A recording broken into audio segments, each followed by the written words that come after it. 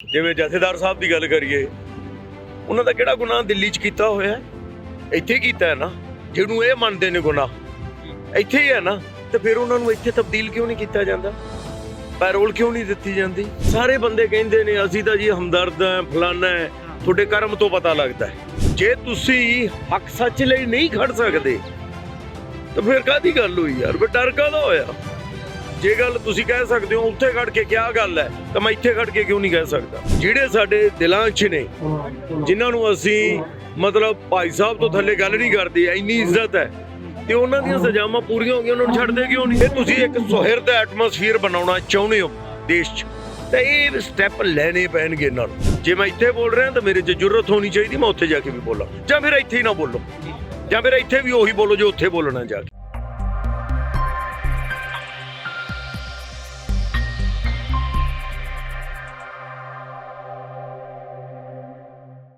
ਬੰਦੀ ਸਿੰਘਾਂ ਦੀ ਰਿਹਾਈ ਵਾਸਤੇ ਚੰਡੀਗੜ੍ਹ ਦੇ 6 ਸੈਕਟਰ ਦੇ ਵਿੱਚ ਪਹੁੰਚ ਕੇ ਗਵਰਨਰ ਹਾਊਸ ਦੇ ਵਿੱਚ ਰਾਜਪਾਲ ਨੂੰ ਮੰਗ ਪੱਤਰ ਸੌਂਪਿਆ ਜਾਣਾ ਹੈ। ਤਾਂ ਇਸ ਵਕਤ ਮਾਰਚ ਦੀ ਪੂਰੀ ਤਿਆਰੀ ਹੈ। ਇੱਥੇ ਸ਼ਖਸੀਅਤਾਂ ਦੇ ਨਾਲ ਗੱਲਬਾਤ ਕਰਾਂਗੇ।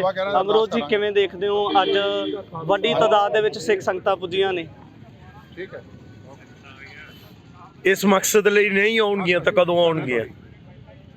ਜਿਹੜੇ ਕਹਿ ਲਓ ਤੁਸੀਂ ਕੁਰਬਾਨੀਆਂ ਕਰਕੇ ਜਾਂ ਅੱਜ ਇੰਨਾ ਬਲੀਦਾਨ ਕਰਕੇ ਬੈਠੇ ਹੋਏ ਨੇ ਅੰਦਰ, ਔਰ ਸਜ਼ਾਵਾਂ ਵੀ ਭੁਗਤ ਰਹੇ ਨੇ, ਉਹ ਵੀ ਚੜ੍ਹਦੀ ਕਲਾ ਦੇ ਵਿੱਚ, ਤੇ ਜੇ ਉਹਨਾਂ ਦੀ ਰਿਹਾਈ ਹੋ ਸਕਦੀ ਹੈ ਉਹਦੇ ਲਈ ਸੰਗਤਾਂ ਹੁਮਾਂ ਆ ਕੇ ਨਹੀਂ ਪਹੁੰਚਣਗੀਆਂ, ਔਰ ਇੱਕ ਜ਼ੋਰ ਨਹੀਂ ਪਾਉਣਗੀਆਂ, ਪ੍ਰੈਸ਼ਰ ਨਹੀਂ ਪਾਉਣਗੀਆਂ ਗੌਰਮੈਂਟ ਤੇ ਕਿ ਜਿਹੜਾ ਕੰਮ ਤੁਸੀਂ ਕਰ ਸਕਦੇ ਹੋ ਲੀਗਲੀ, ਉਹ ਕਿਉਂ ਨਹੀਂ ਕਰਦੇ? ਜਿਵੇਂ ਜਥੇਦਾਰ ਸਾਹਿਬ ਦੀ ਗੱਲ ਕਰੀਏ, ਉਹਨਾਂ ਦਾ ਕਿਹੜਾ ਗੁਨਾਹ ਦਿੱਲੀ 'ਚ ਕੀਤਾ ਹੋਇਆ? ਇੱਥੇ ਕੀਤਾ ਹੈ ਨਾ। ਜਿਹਨੂੰ ਇਹ ਮੰਨਦੇ ਨੇ ਗੁਨਾਹ ਇੱਥੇ ਹੀ ਹੈ ਨਾ, ਤੇ ਫਿਰ ਉਹਨਾਂ ਨੂੰ ਇੱਥੇ ਤਬਦੀਲ ਕਿਉਂ ਨਹੀਂ ਕੀਤਾ ਜਾਂਦਾ? ਪੈਰੋਲ ਕਿਉਂ ਨਹੀਂ ਦਿੱਤੀ ਜਾਂਦੀ? ਔਰ ਜਿਨ੍ਹਾਂ ਦੀਆਂ ਸਜ਼ਾਵਾਂ ਪੂਰੀਆਂ ਹੋ ਗਈਆਂ, ਕਿਹੜਾ ਕਾਨੂੰਨ ਹੈ ਯਾਰ? ਤੁਸੀਂ ਹਜੇ ਵੀ ਉਹਨਾਂ ਨੂੰ ਫਰੀ ਨਾ ਕਰੋ। ਰਿਹਾਈ ਦਾ ਅੜਿੱਕਾ ਕੀ ਬਣਦਾ ਹੈ? ਤਾਂ ਪਿਛਲੇ ਦਿਨੀ ਕੇਂਦਰ ਸਰਕਾਰ ਨੇ ਪੱਲਾ ਝਾੜਿਆ ਸੀ ਕਿ ਇਹਦੇ ਵਿੱਚ ਜਿਹੜਾ ਹੈ ਕੇਜਰੀਵਾਲ ਸਰਕਾਰ ਅੜਿੱਕਾ ਪਾ ਰਹੀ ਹੈ, ਉਹਨਾਂ ਦਾ ਫਾਈਲ ਦੇ ਉੱਪਰ ਸਾਈਨ ਹੋਣਾ ਜ਼ਰੂਰੀ ਹੈ, ਪਰ ਉਹ ਸਾਈਨ ਨਹੀਂ ਕਰ ਰਹੇ। ਮੰਨਦੇ ਹੋ ਇਸ ਗੱਲ ਨੂੰ? ਦੇਖੋ, ਗੱਲ ਕੀ ਹੁੰਦੀ ਨਾ, ਸਾਰੇ ਬੰਦੇ ਕਹਿੰਦੇ ਨੇ ਅਸੀਂ ਤਾਂ ਜੀ ਹਮਦਰਦ ਹੈ, ਫਲਾਨਾ ਹੈ। ਤੁਹਾਡੇ ਕਰਮ ਤੋਂ ਪਤਾ ਲੱਗਦਾ ਹੈ। ਜੇ ਹਮਦਰਦ ਹੋ ਤਾਂ ਫਿਰ ਕਰਮ ਵੀ ਉਹ ਕਰੋ, ਤੇ ਜੇ ਕਰਮ ਉਹ ਨਹੀਂ ਕਰ ਰਹੇ ਤਾਂ ਫਿਰ ਇਹਦਾ ਕੀ ਮਤਲਬ? ਸਮਝ ਗਏ?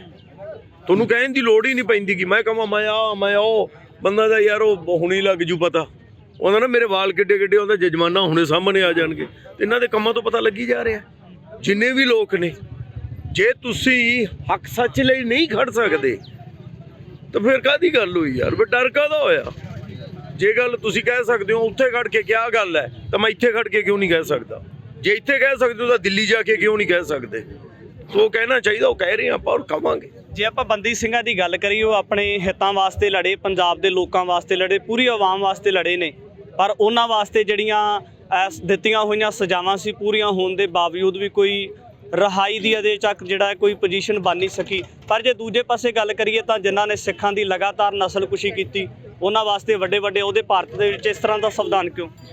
ਮੈਨੂੰ ਇਹਨਾਂ ਦੇ ਕਿਸਾਨੀ ਅੰਦੋਲਨ ਦੌਰਾਨ ਸਿਰਸਾ ਜੀ ਨੇ ਬੜੇ ਬੰਦੇ ਮਿਲੇ ਉੱਥੋਂ ਦਿੱਲੀ ਦੇ ਕਿ ਜੀ ਅਸੀਂ ਤਾਂ ਪੂਰੀ ਕੌਮ ਨੂੰ ਗਲੇ ਲਾਉਣਾ ਚਾਹੁੰਦੇ ਆ, ਤੇ ਗੱਲ ਲਾਉਣ ਦਾ ਤਰੀਕਾ ਗੱਲਾਂ ਨਾਲ ਤਾਂ ਨਹੀਂ ਹੁੰਦਾ, ਕਰਮਾਂ ਨਾਲ ਹੁੰਦਾ ਹੈ। ਤੇ ਕਰੋ ਉਹ ਗੱਲ।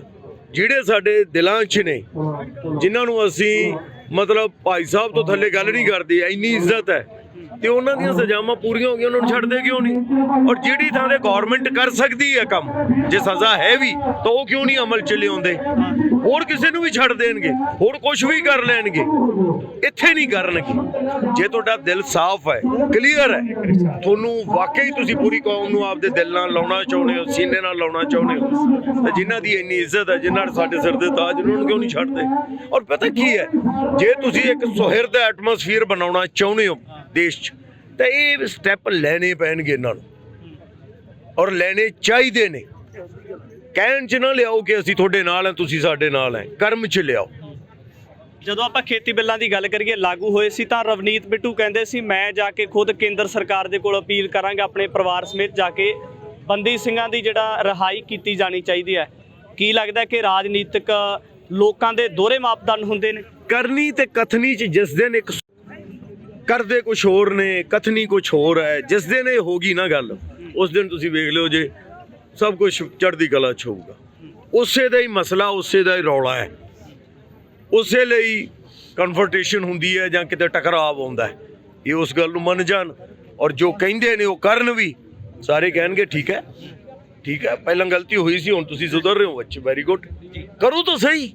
ਔਰ ਤੁਸੀਂ ਵੀ ਪੁੱਛਿਆ ਕਰੋ ਇਹਨਾਂ ਤੋਂ ਕਿ ਯਾਰ ਉੱਥੇ ਆ ਗੱਲ ਕਹੀ ਸੀ, ਹੁਣ ਕਿਉਂ ਨਹੀਂ ਕਰ ਰਹੇ। ਪ੍ਰੈਕਟਿਸ ਸ਼ੁਰੂ ਹੋਈ ਹੈ, ਜਿਹੜਾ ਬੰਦਾ ਇੱਥੇ ਗੱਲ ਕਰ ਰਿਹਾ ਉੱਥੇ ਗੱਲ ਕਰ ਰਿਹਾ ਕਿ ਨਹੀਂ, ਇਹ ਗੱਲ ਜ਼ਰੂਰੀ ਹੈ।